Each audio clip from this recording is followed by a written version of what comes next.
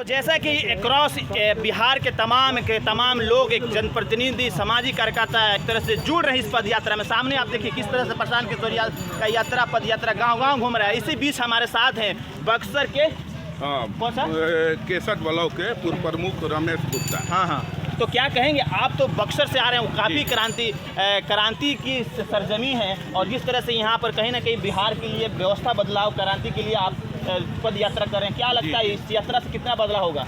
बदलाव होगा निश्चित रूप से।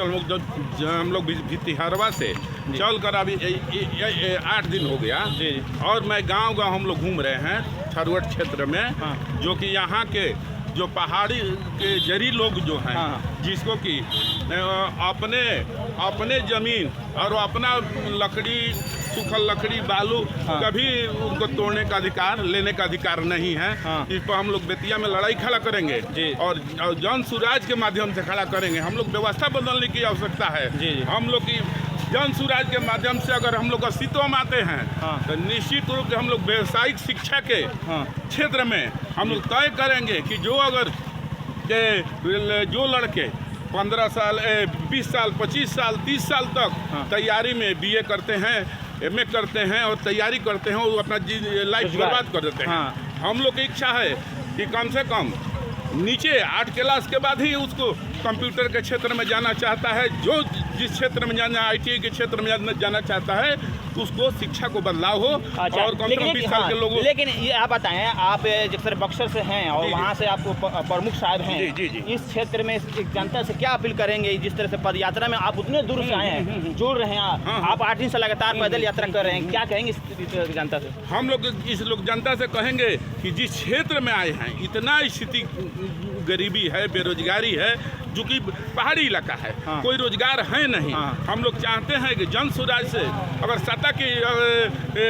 सत्ता में अगर आते हैं तो हम लोग व्यवस्था यहाँ रोजगार के निश्चित करेंगे। हमारे नेता प्रशांत किशोर जी भी कह रहे हैं पहले जरूरी है कि हम लोग बाहर 15,000 20,000 के लिए न जाना पड़े, यही रोजगार मिले, सब लोग अपने घर में रहे, खुशहाल रहे। देखिए कहीं ना कहीं बिहार के लोग दूसरे स्टेट्स में जाते हैं, स्वाभिमान एक तरह से गंवाना पड़ता है, स्वाभिमान के साथ खेला जाता है और कहीं ना कहीं बिहार के स्वाभिमान की बात होगी, बिहार के लेकर डेवलपमेंट की बात होगी, है ना? जी, हम लोग चाहते हैं कि बिहार का स्वाभिमान बना रहे और कहीं जाए तो हम लोग के बिहारी के एथी नहीं, हमको इज्जत से लोग देखा जाए, यही हम लोग चाहते हैं। देखिए ये थे हमारे साथ जो कि बक्सर के हैं और प्रमुख साहब हैं। आप समझ सकते हैं किस तरह से ज़रूरत है कि बिहार की व्यवस्था बदली जाए और बदलती है तो कितना जॉब अपॉर्चुनिटी, हेल्थ सिस्टम, तमाम अपॉर्चुनिटी एक तरह से इंडस्ट्रियलाइजेशन होगा।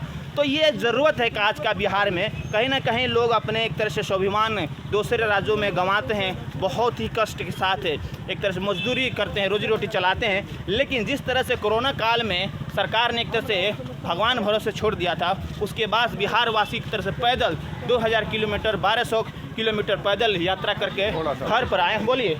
ऐसा है कि आज हम लोग ये चाहते हैं कि व्यवस्था बदलने के बाद जो गरीब हो या अमीर, अगर किसी रोग से उनकी मृत्यु ना हो, सरकार को गारंटी करना पड़ेगा कि कितना भी पैसा लगाएगा वो सरकार को लगाएगा, यानी हेल्थ सिस्टम फ्री होगा। ये होना चाहिए। बहुत बहुत शुक्रिया। तो लगातार बिहार की बात और बिहार की स्वाभिमान की बात होता रहेगा। और देखिए जन सैलाब किस तरह से उमड़ रही और ये पूरा गांधीवादी 1917 में गांधी ने इसी सरजमी यानी चंपारण भितवारा से शुरू किया था और पूरा हिंदुस्तान को एक दिशा दिया, अंग्रेजों से आज़ादी दिलाई। बहरहाल वक्त भी आ गया है कि बिहार में व्यवस्था बदली जाए और जिस तरह से कुंडली मार कर तमाम भ्रष्टाचारी बैठे हुए हैं उन्हें हटाया जाए।